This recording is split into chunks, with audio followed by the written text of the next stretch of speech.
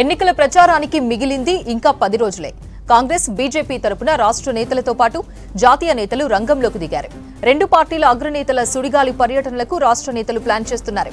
కాంగ్రెస్ తరపున సీఎం రేవంత్ రెడ్డి బహిరంగ సభలు, కార్నర్ మీటింగ్స్ లో పాల్గొంటున్నారు. కేసీఆర్ బస్సు యాత్ర చేస్తుంటే కేటీఆర్, హరీష్ రావు కూడా ప్రచారం చేస్తున్నారు. బీజేపీ తరపున ఇప్పటికే ప్రధాని మోదీ, అమిత్ షా, నడ్డా వచ్చి వెళ్లారు. రానున్న రోజుల్లో ఎన్నికల ప్రచారం మరింత హీటెక్కనుంది. మరిన్ని డీటెయిల్స్ సత్యం లైవ్ లో అందిస్తారు. సత్యం, రాష్ట్రంలో పార్టీల ప్రచారానికి సంబంధించి అప్డేట్స్ ఏంటి?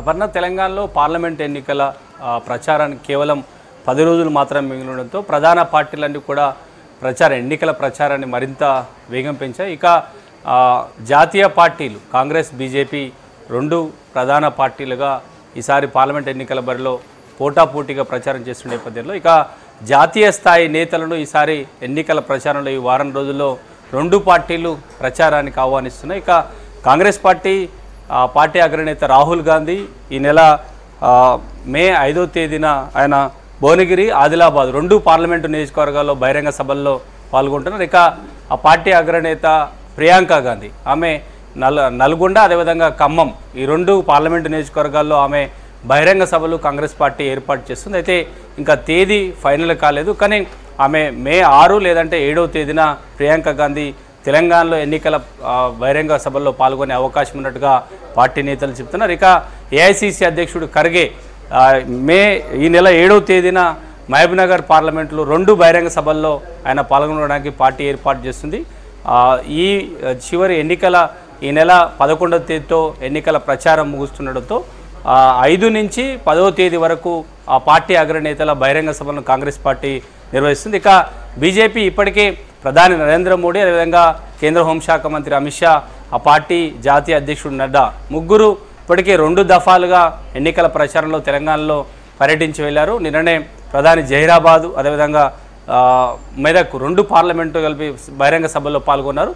మరో 5 సభలకు ప్రధాని నరేంద్ర మోడీ తెలంగాణ ఎన్నికల ప్రచారంలో పాల్గొంటారని ఇప్పటివరకు పార్టీ చెప్తూ వస్తుంది. ఈ నెల మే 8న ప్రధాని నరేంద్ర మోడీ వేములవాడ, అదేవిధంగా వరంగల్ ఈ రెండు పార్లమెంట్ నియోజకవర్గాల్లో బహిరంగ సభల్లో ప్రధాని నరేంద్ర మోడీ పాల్గొంటారు. ఇక అమిత్ షా హైదరాబాద్లో సికింద్రాబాద్ పార్లమెంటు, మల్కాజ్గిరి, నిజామాబాద్ ఈ 3 పార్లమెంట్లలో అమిత్ షా బహిరంగ సభలు బీజేపీ ఏర్పాటు చేస్తుంది. ఇక పార్టీ జాతీయ అధ్యక్షుడు జేపీ నడ్డా దక్షిణ తెలంగాణలో మహబూబ్నగర్, అదేవిధంగా నల్గొండలో ఆయన రోడ్ షోలు నిర్వహించే అవకాశం ఉన్నట్టుగా తెలుస్తుంది. ఇక ఇప్పటివరకు ప్రధాన ప్రతిపక్షంలో ఉన్న బీఆర్ఎస్ పార్టీ, ఆ పార్టీ అధినేత కేసీఆర్ బస్సు యాత్ర నిర్వహిస్తున్నారు. ఆయన ఈ నెల 11వ తేదీ వరకు ఆయన మొత్తం అన్ని జిల్లాల్లో, అన్ని పార్లమెంట్ పరిధిలో ఎన్నికల ప్రచారంలో పాల్గొంటారు. అయితే ముగింపు సభను సిద్దిపేటలో నిర్వహించడానికి బీఆర్ఎస్ పార్టీ ఏర్పాటు చేస్తుంది. ఇక ఆ పార్టీ వర్కింగ్ ప్రెసిడెంట్ కేటీఆర్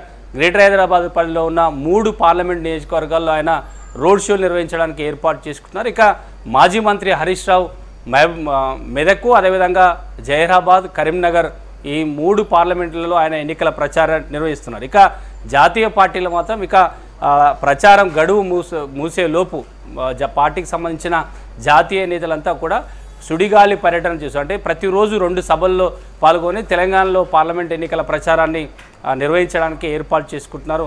ఇక కేవలం 10 రోజులు మాత్రమే ఉండడంతో జాతీయ పార్టీలు, జాతీయ నేతలను రంగంలో దించుతున్నాయి. ఇక బీఆర్ఎస్ పార్టీ, ఆ పార్టీ కీలక నేతలంతా కూడా ప్రతిరోజు 2 రోడ్ షోలు, అదేవిధంగా 2 బహిరంగ సభల్లో పాల్గొనడానికి బీఆర్ఎస్ పార్టీ ఏర్పాటు చేస్తుంది. ఆ పార్టీ అధినేత ఇప్పటికే బస్సు యాత్రలో ఎన్నికల ప్రచారం చేస్తున్నారు. ఇక బీఆర్ఎస్ సంబంధించిన ఇద్దరు కీలక కేటీఆర్, అదేవిధంగా హరీష్ రావు ఇద్దరు అన్ని పార్లమెంట్లలో ప్రతిరోజు 2 రోడ్ షోల్లో పాల్గొనడానికి బీఆర్ఎస్ ఏర్పాటు చేసుకుంటే జాతీయ పార్టీ, ఆ పార్టీ అగ్రనేతలు, రాష్ట్రాల్లో ఉన్న కీలక నేతలతో పాటు జాతీయ పార్టీకి సంబంధించిన కీలక నేతలంతా కూడా ఎన్నికల ప్రచార సభలను అన్ని పార్టీలు ఏర్పాటు చేసుకుని చెప్పచ్చు.